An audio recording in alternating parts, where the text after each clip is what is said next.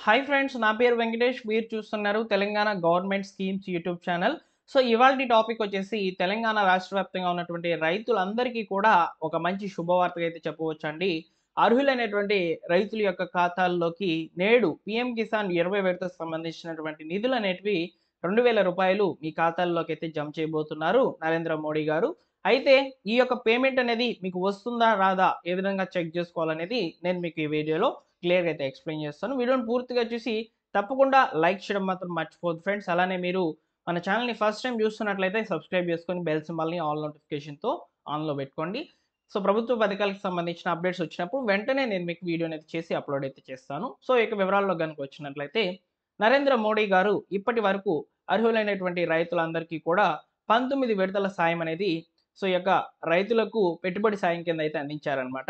ఇప్పుడు తాజాగా 20 విడతకు సంబంధించినటువంటి నిధులను ఉత్తరప్రదేశ్ వారణాసి నుంచి అయితే విడుదల చేయబోతున్నారు.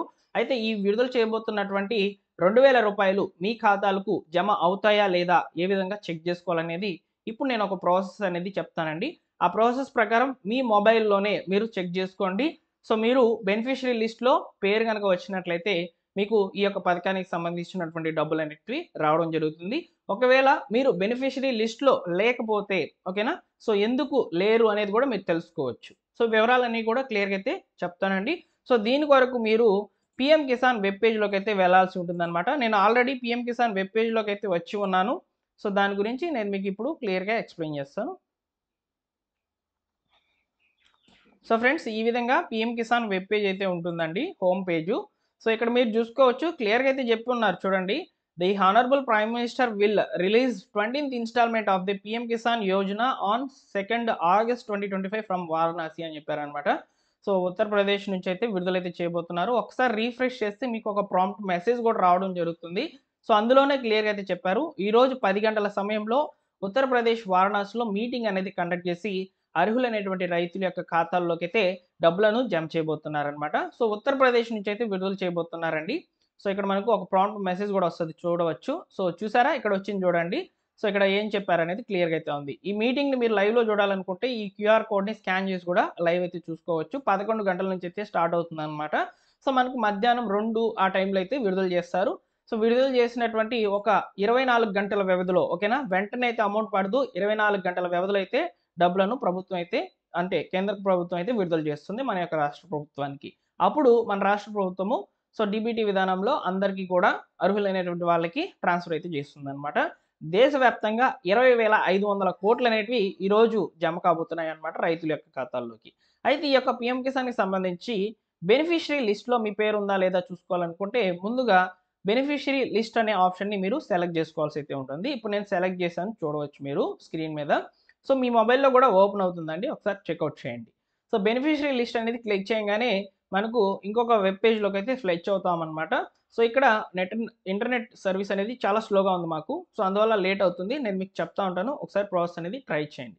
సో ఈ బెనిఫిషియరీ లిస్ట్‌లో వివరాలనేటివి తెలుసుకోవాలనుకుంటే ముందుగా కొన్ని రకాల ఆప్షన్స్ అనేటివి మీరు తెలుసుకోవాలన్నమాట. అంటే దేని కొరకు ఏంటి అనేది.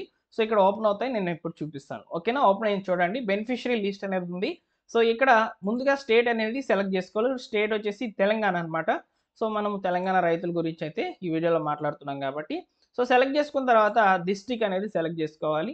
సో డిస్ట్రిక్ట్ మీరు ఏ డిస్ట్రిక్ట్ అనేది సెలెక్ట్ చేసుకోండి. నెక్స్ట్ వచ్చేసి బ్లాక్ అడుగుతుంది. ఈ బ్లాక్ అంటే ఏంటంటే మండలంగా అయితే చెప్పవచ్చు అనమాట. సో నెక్స్ట్ వచ్చేసి ఆ మండలానికి సంబంధించిన విలేజ్, అంటే మీరు ఏ విలేజ్ వాళ్ళు అనేది ఇక్కడ సెలెక్ట్ చేసుకోండి అనమాట. సెలెక్ట్ చేసుకున్న తర్వాత గెట్ రిపోర్ట్ ఓకేనా. ఈ గెట్ రిపోర్ట్ అనే ఆప్షన్‌ని క్లిక్ చేయగానే మీ యొక్క విలేజ్‌లో ఉన్నటువంటి వాళ్ళ యొక్క లబ్ధిదారుల యొక్క పేర్లన్నీ కూడా వరుసగా వస్తాయన్నమాట. ఆ లబ్ధిదారుల పేరులో మీ పేరు ఉందా లేదా చెక్ చేసుకోండి. ఫస్టు 50 పేర్లయితే ఓపెన్ అవుతాయి. ఆ నెక్స్ట్ పేజ్‌లోకి వెళ్తే మరొక 50 మంది. ఇట్లా ఎంతమంది ఉంటే అంతమందివి 50, 50 లెక్కనైతే పేజెస్ అనేటివి ఓపెన్ కావడం జరుగుతుందన్నమాట. ఒకసారి చెక్‌ఔట్ చేయండి, తప్పకుండా ఓపెన్ అవుతుంది. ఒకవేళ ఈ లిస్ట్‌లో ఓకేనా, ఈ లిస్ట్‌లో మీ పేరు లేదు అనుకోండి. ఎందుకు లేదు అనేది చూసుకోవచ్చనమాట. దీని కొరకు ఒక నో యువర్ స్టేటస్ అనే ఆప్షన్ అయితే సెలెక్ట్ చేసుకోవాలి. దీని కొరకు మీ దగ్గర పీఎం కిసాన్ రిజిస్ట్రేషన్ నంబర్ అనేది కంపల్సరీగా ఉండాలన్నమాట. ఈ పీఎం కిసాన్ రిజిస్ట్రేషన్ నంబర్ లేకపోయినా గానీ మీరు ట్రై చేయవచ్చు. నేను చెప్తాను చూడండి. సో సింపుల్‌గా మీ దగ్గర పీఎం కిసాన్ రిజిస్ట్రేషన్ నంబర్ ఉంటే ఇక్కడ చూసారు కదా, ఎంటర్ రిజిస్ట్రేషన్ నంబర్ అనేది అడుగుతుంది. ఈ రిజిస్ట్రేషన్ నంబర్ అనేది ఇక్కడ ఇచ్చేసి ఇక్కడ కనిపిస్తున్నటువంటి క్యాప్చా కోడ్‌ని ఎంటర్ చేసి గెట్ ఓటీపీ కొట్టంగానే మన యొక్క మొబైల్ నెంబర్‌కి ఒక ఓటీపీ అనేది వెళ్తుంది. ఆ ఓటీపీని వెరిఫై చేసుకుంటే మీ యొక్క వివరాలు అనేటివి ఓపెన్ అవుతాయి. ఓపెన్ అయిన తర్వాత అక్కడ మీరు చూసుకోవచ్చు ఈకేవైసీ స్టేటస్ అనేది ఎలిజిబుల్ అయ్యి ఉందా?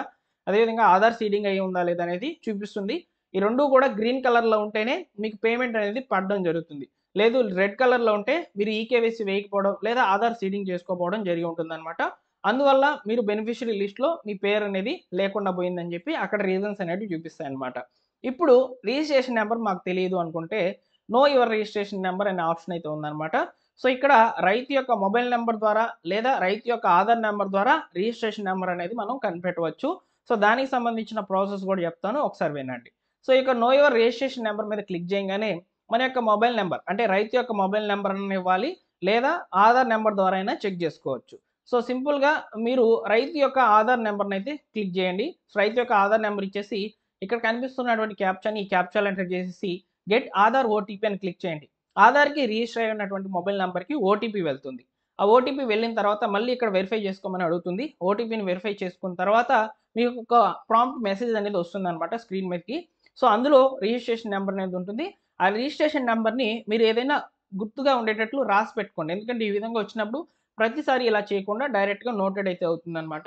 సో, ఇప్పుడు ఆ నంబర్‌ని మీరు గుర్తుపెట్టుకున్నటువంటి ఈ నంబర్ ఏదైతే ఉందో రిజిస్ట్రేషన్ నంబర్‌ని మళ్ళీ బ్యాకొచ్చేసి మీరు డైరెక్ట్‌గా ఇంతకుముందు ఉన్నటువంటి ఈ యొక్క రిజిస్ట్రేషన్ నంబర్ మీద అయితే వెళ్ళాలన్నమాట. సో, ఇక్కడ మనకు ఓపెన్ అవుతది చూడవచ్చు. సో, నో యువర్ స్టేటస్ అనే ఆప్షన్‌లోకైతే వెళ్ళి అక్కడ రిజిస్ట్రేషన్ నంబర్ అనేది ఎంటర్ చేయాలి. సేమ్ ప్రాసెస్ రిజిస్ట్రేషన్ నంబర్‌కి ఓకేనా? సో, రిజిస్ట్రేషన్ నంబర్ ఇచ్చేసి తర్వాత ఈ క్యాప్చా కోడ్‌లో ఎంటర్ చేసి గెట్ ఓటీపీ అని కొట్టంగానే ఓకే చూడండి OTP will be sent your eKYC registered mobile number అని చెప్పారు కాబట్టి ఆ నంబర్‌కైతే వెళ్తుంది. సో, మీరు ఆ ఓటీపీని వెరిఫై చేసుకుంటే మీ యొక్క స్టేటస్ అనేది ఓపెన్ అవుతుందన్నమాట. సో, ఈ విధంగా పీఎం కిసాన్‌కి సంబంధించినటువంటి నిధులు మీ ఖాతాలకు జమ అవుతాయా లేదా అనేది ఈ పద్ధతి ద్వారా అయితే తెలుసుకోవచ్చు. సో, ఒకసారి ట్రై చేయండి. అలానే మన తెలంగాణ రాష్ట్ర వ్యాప్తంగా ఉన్నటువంటి రైతుల యొక్క ఖాతాల్లోకి డబ్బులు పడితే తప్పకుండా మెసేజ్ అనేది చేయడం మర్చిపోవద్దు. మరొక ఇంపార్టెంట్ వీడియోతో ఇంట్రెస్టింగ్ టాపిక్‌తో మీ ముందుకైతే వస్తాను. సో, మన ఛానెల్ సబ్స్క్రైబ్ చేసుకొని రెగ్యులర్‌గా అయితే ఫాలో అవుతుండండి ఇలాంటి అప్డేట్స్ కొరకు. ముఖ్యంగా మీకు ఇంకా ఏమైనా డౌట్స్ గనుక ఉన్నట్లయితే ఒకసారి కామెంట్ సెక్షన్‌లో కామెంట్ చేయండి. తప్పకుండా రిప్లై అయితే ఇస్తాను. Thank you for watching.